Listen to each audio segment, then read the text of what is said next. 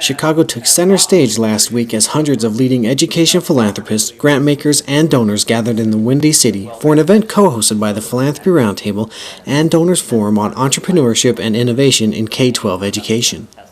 Philanthropy represents about 1% of all the $600 billion in K-12 spending, but it is a crucial 1%.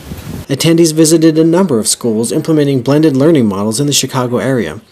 Among the schools visited was CICS West Belden, a K-8 charter school in Chicago's Belmont-Cragen neighborhood. The school has 502 students, 98% of whom are Hispanic, and leverages technology to facilitate personalized learning.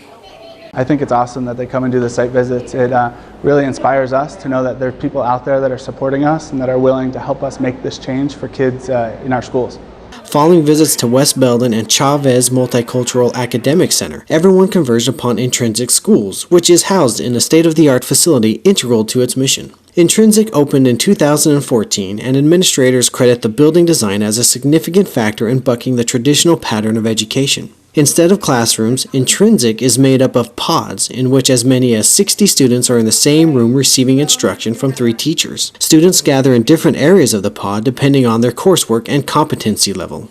From our perspective, we have a mission about sharing everything we learn, so we agreed that we wanted to build a model that we could then give back to the world, and so the more people that come and actually see what we're doing, I think can understand it in a greater detail, and then they can take the pieces of it that work for them and bring it back to their cities or their schools, etc.